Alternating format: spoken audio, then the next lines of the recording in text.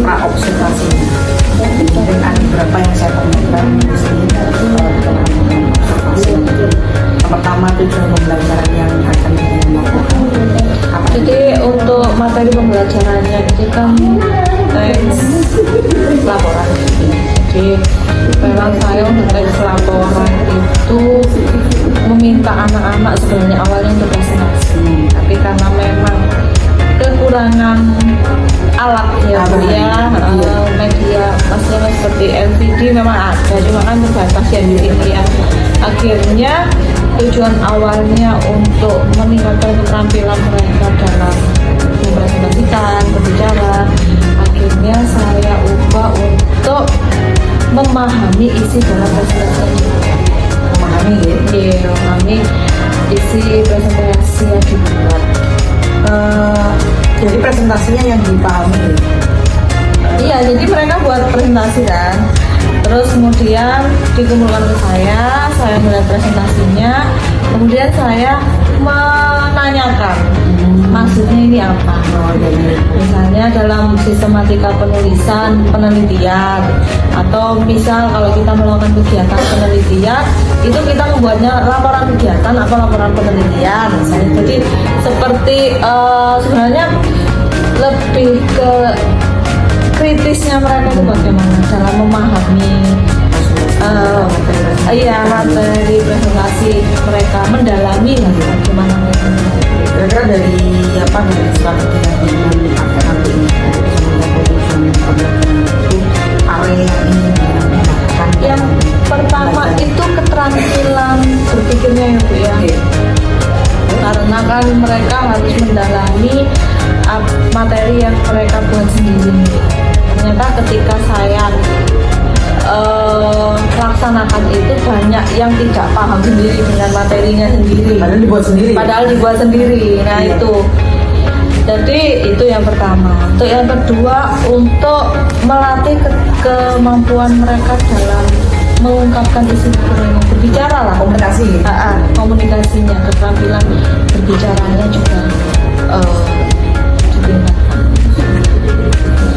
Kemungkinan anak-anak ada yang komunikasinya. Ya, kadang nggak tahu Bu. Kadang ingin menyampaikan itu loh Bu, bagaimana ya Bu ya, bingung kadang. Pemilihan kalimat. Pemilihan kalimatnya. Kira-kira dari nanti strategi pembelajaran yang digunakan apa? Terutama tanya jawab ya Bu ya. Terutama tanya jawab. Kemudian ya paling pokok ya tanya jawab itu. Kemudian merevisi kembali hal-hal yang hasil dari materi yang perlu diperbaiki, karena ada materi kegiatan sistematika penulisannya malah penelitian kan nggak nyambung ya. Jadi itu yang ingin strategi yang dibuat ini. Ya mungkin itu durasi dan tadi saya observasi kita sepakati gitu.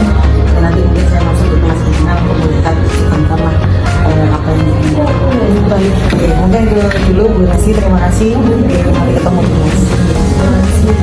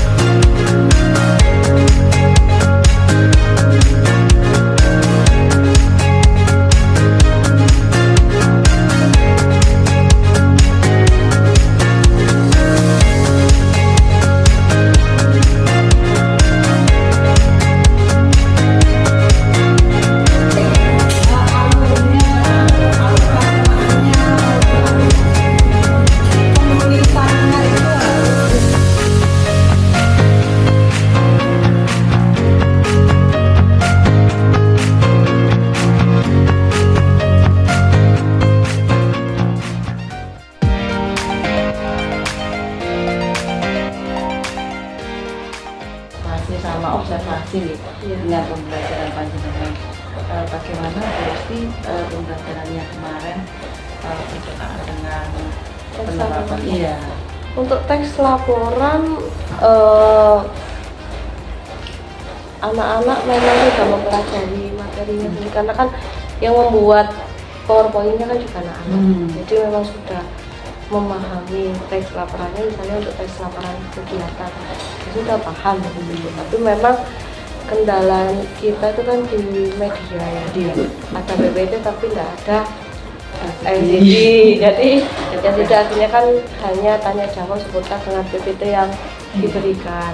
Alhamdulillah juga anak-anak sudah memahami. Kita juga melakukan sesi tanya jawab, namun memang ada beberapa anak, terutama yang cowok-cowok, yang laki-laki itu memang kurang bisa memahami materi karena mungkin saat saat mengerjakan tugas kelompoknya itu dia tidak 100% optimal. Karena mungkin ini sendiri gitu ya. Iya, jadi hanya kan mungkin dibagi hal tertentu, misalnya topik sistematikanya misalnya. Jadi dia tidak mempelajari yang lain. Hanya yang itu saja. Terus kalau kemarin di Presti sempat juga anak-anak diminta untuk membuat itu yang kira-kira yang dengan kesehariannya mereka kemarin, yang mereka pernah lakukan. Ya, jadi untuk tes kegiatan misalnya, tes laporan kegiatan ya saya minta untuk anak-anak coba untuk kegiatan lomba misalnya bagaimana, apa saja yang ditulis, anggarannya bagaimana. Misalnya study tour, nah kalau study tour itu apa saja. Nah waktu itu di sana itu tidak ada anggaran untuk transportasi. Jadi ya saya tanyakan, nah, kalau kalian menyewa bis itu nanti bagaimana? Kenapa tidak dianggarkan? Nah seperti itu. Jadi memang saya arahkan untuk ke yang pernah mereka kegiatannya langsung gitu. Terus kemudian apakah ketika di situ anak-anak juga bisa bisa mencari, kadang-kadang gitu membuat itu kan mencari semacam tahapan, atau mungkin mereka membuat rencana itu mesti mereka harus berpikir apa yang harus dilakukan ke depan, dan kemudian apa saja yang perlu diinikan. Mereka kemudian pada waktu pembelajaran itu apakah juga melibatkan teman lainnya atau dia sendiri, dirinya sendiri? Ada kelompok yang memang hanya melibatkan dirinya sendiri ya Bu ya, karena wis mungkin gregetan juga teman kelompoknya tidak gas, tidak cakcep gitu, jadi wes tak kerjakan diri. Ada yang memang kelompok yang antar anggotanya itu sudah cukup bisa mengelola job di masing-masing, itu juga ada. Jadi memang tergantung dari situasi kelompoknya itu. Nah kalau menurut panjenengan itu merupakan kendala atau bukan? Kendala itu, kendala karena saat ditanya juga tidak paham apa-apa. Nah itu akhirnya ketika tidak paham itu tak suruh untuk mempelajari materinya lagi, kemudian kembali untuk presentasi lagi. Jadi untuk anak-anak yang tidak paham. Jadi mereka mempelajari kembali gitu. Terus kemudian dengan bertanya, dengan bertanya kepada yang membuat ini tuh maksudnya gimana. Oh gitu. Jadi tidak membuat ulang, tapi mereka mempelajari kembali dan mereka juga bertanya kepada temannya. Oh begitu. Jadi ada proses ini, kolaborasi kembali di situ. Jadi supaya kalau saya itu misalnya ada kelompok yang tidak memiliki distribusi apa-apa dalam bekerja, itu saya minta namanya itu di minus. Jadi nanti nilainya itu tersendiri, atau anak ini tak suruh membuat sendiri. Jadi ada nilai khusus ya? Jadi anak itu belum bisa ini ya? Iya itu. Terus kemudian bagaimana dengan mereka-mereka yang norok buntek ya? Istilahnya kan norok buntek ya? Ikut-ikutan saja. Ya itu Bu, kalau yang ikut-ikutan saja kan masuk yang tidak memiliki distribusi apa-apa itu kan. Ya itu tadi, saya minta minus, saya tanyakan, kamu kerjanya bagian apa? Kamu kerjanya membuat apa misalnya. Kalau dia nggak bisa untuk menjawab itu, terus materi itu misalnya dia pura-pura ngomong, saya sistematika Bu, terus tak tanya kan dia tidak bisa. Jadi ya nilainya juga pasti beda dengan yang lain. Iya, yang mampu. Terus itu kan menjadi sebuah kendalanya jenengan ke depan untuk bisa meminimalisir yang kayak gitu-gitu apa? Mungkin panjenengan punya Kalau kegiatannya masih berkelompok, tentunya saya akan lebih aktif untuk melihat pembagian proses kelompok itu, siapa yang mengerjakan ini, siapa yang mengerjakan ini. Jadi harus tiap-tiap kelompok itu harus memiliki distribusi aktif di dalam anggotanya. Nah kalau enggak memiliki distribusi aktif ya dia berarti nanti mengerjakannya. Jadi semacam pembagian tugas. Iya. Pembagian tugas di mereka. Panjangan juga tidak ini ya. Itu kan bagian kalau misalnya di pembelajaran diferensi itu menentukan kelompok itu berdasarkan kemampuan siswa seperti itu. Kalau berdasarkan kemampuan siswa nantinya itu ini Bu, takutnya nanti misalnya kriteria cukup, biasanya kita buat kriteria sangat baik cukup ya. Kalau misalnya kita buat kriteria itu nanti yang cukup bergabung dengan yang cukup kan enggak bisa berkembang. Iya itu. Jadi misalnya ya biasanya saya gabungkan anak-anak yang cukup ini dengan anak-anak yang ya ketiganya ini berkolaborasi gitu. Jadi ada yang baik, ada yang sangat kadang kan ada yang cewek-ceweknya yang memang punya karakter tegas itu ya Bu ya. Jadi yang karakter tegas itu biasanya saya masukkan ke kelompok-kelompok yang cukup ini agar ya wes agar cakcek gitu. Mampu memotivasi. Terima kasih Bu Wahyu Eka dan Ibu Resti. Alhamdulillah coaching supervisi akademik untuk pasca berjalan dengan baik. Sebelumnya Ibu Wahyu Eka dengan Ibu Resti sudah melakukan observasi di dalam kelas dan hari ini pasca observasi. Saya yang pihak yang mengamati ini saya rasa sudah ada prinsip coaching di sini. Yang pertama kemitraan, Bu Wahyu dan Bu Lesti sangat akrab dulu di sini. Posisinya tidak ada yang menggurui Ibu, hanya sharing-sharing. Kemudian hanya memancing-mancing saja ini Bu Wahyu. Sebenarnya semuanya berasal dari Bu Resti, ide-ide kreatifnya. Jadi percakapan sudah dari dua arah. Kemudian tadi pertanyaan-pertanyaan dari Bu Wahyu juga cukup untuk menggelitik Bu Resti ini untuk menyampaikan ide-ide kreatifnya. Hanya saja mungkin kurang banyak pertanyaan-pertanyaannya. Kemudian tindak lanjut tadi seperti yang disampaikan Bu Resti, sebenarnya ingin nanti anak-anak ini bisa baik secara individu maupun secara kelompok dapat menjadi siswa yang aktif ya di kelas. Kemudian ada tadi idenya Bu Resti untuk tutor sebaya dari teman-teman. Kemudian juga sudah disimpulkan oleh Bu Resti bahwa perlu anak-anak ini bersamai sesuai dengan kebutuhan belajar mereka, karena memang anak-anak ini ada yang modelnya memang beragam. Mungkin anak-anak yang tadi yang kesulitan dalam akademik mungkin punya sesuatu yang lain gitu biasanya, yang kelebihan yang lain. Jadi Bu Resti bisa memberikan sesuai kebutuhan anak-anak tadi.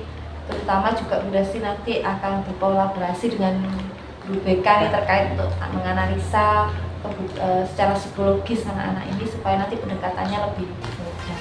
Baik, terima kasih. Mungkin suatu saat nanti tidak apa-apa bergantian Bu Resti.